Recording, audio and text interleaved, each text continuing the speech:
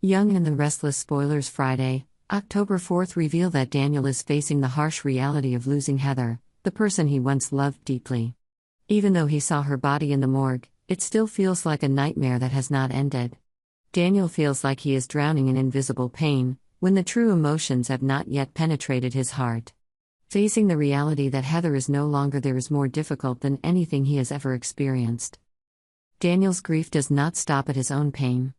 He is forced to face the terrible task of breaking the news to Lucy and the others who have always cared for Heather. For Daniel, seeing the devastation in Lucy's eyes, witnessing her loss when she learns about her mother, will be unbearable. But Daniel has no choice, he must shoulder this responsibility and prepare for what is to come. Heather's funeral is an inevitable event, where all the loved ones come together to say their final goodbyes. It will be a tearful moment, where pent-up emotions come to the surface. Everyone is aware of the magnitude of the loss, but no one can prepare for the true pain they will face.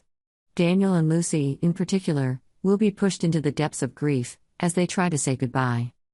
Interestingly, both Daniel and Lucy have the potential to endanger Sharon in very different ways. For Daniel, his suspicions about Sharon begin when he cannot clearly explain Heather's last night alive. Every little detail about Sharon's behavior, from her unusual stress to the way she withheld important information, adds to his suspicions. Daniel begins to accept that Sharon may be responsible for Heather's death and decides to do everything he can to gather evidence to prove it. Meanwhile, Lucy has a different approach. She can't just sit back and wait for justice to happen. After recent events, Lucy has become more stubborn and rebellious, and she may be willing to go the extra mile to make Sharon pay. Yonder may develop Lucy into a fierce young woman who is not afraid to cross legal lines to avenge her mother. Lucy may act without thinking about the consequences, putting herself in danger. Some of Lucy's risky actions may include hunting down Sharon and threatening her. Lucy may try to hurt Sharon both mentally and physically, to take out all her anger and pain.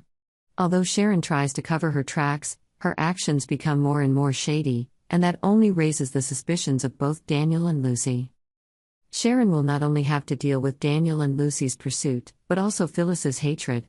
Phyllis, who has always been Sharon's archenemy, may see this as an opportunity to make Sharon pay for all her past mistakes. The hatred and conflict between Phyllis and Sharon have been building for years, and Heather's death may become the trigger for a major confrontation. Heather's funeral will be the turning point, where the final goodbyes also mark the beginning of a new war. Daniel and Lucy will not stop until they find out the truth, and Sharon may have to pay for everything she has hidden. The walls around Sharon will begin to close, and she may not be able to escape the siege of suspicion and revenge. Victor has never shied away from confrontation or manipulation when it comes to achieving his goals. In this latest twist, Victor issues a bold challenge to both Audra Charles and Kyle Abbott, two individuals competing for power and influence in the cutthroat world of business. With Bob Elton, CEO of a prominent department store chain, in their sights, Audra and Kyle both see an opportunity to rise to greater heights.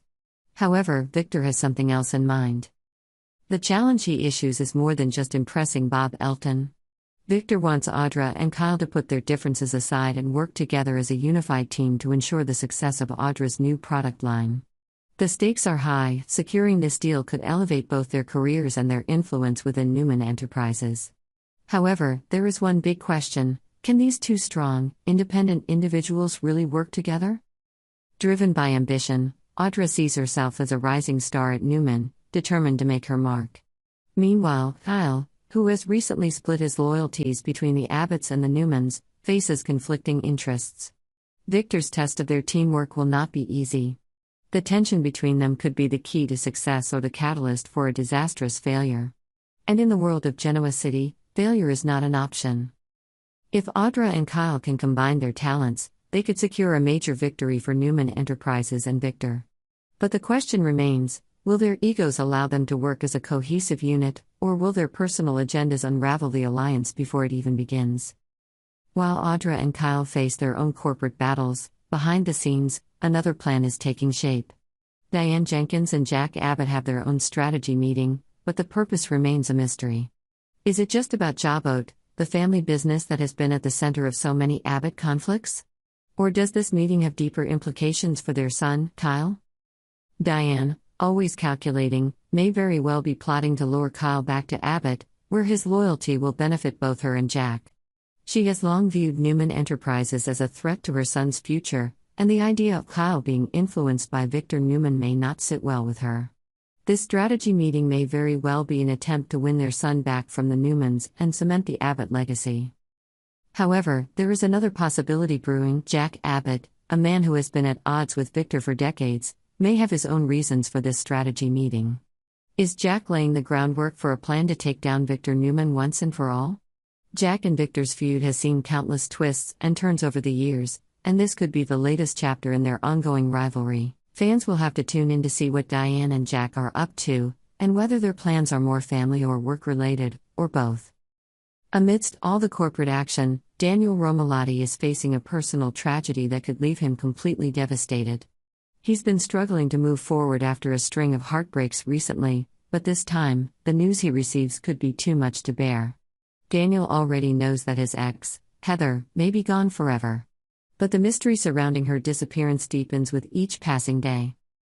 In true soap opera fashion, Heather's body has yet to be found, leaving everyone in limbo. Is she really gone, or is there some sinister plot? Sharon Newman, who has a history of keeping dark secrets, may be involved in manipulating the situation.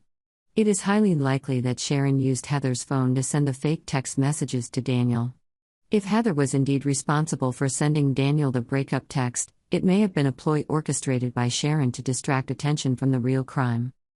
Daniel's instincts tell him that something is wrong. The abruptness of the text, the coldness with which Heather supposedly ended their relationship, all seem out of place. As he digs deeper into his own investigation, Daniel may find himself caught in a web of lies, with Sharon at the center of it all. If Sharon is truly behind this deception, she will have to cover her tracks carefully. However, her previous actions may have left a trail that Daniel is keen to follow. As these storylines intersect, Genoa City will once again become a cesspool of intrigue, betrayal, and emotional fallout.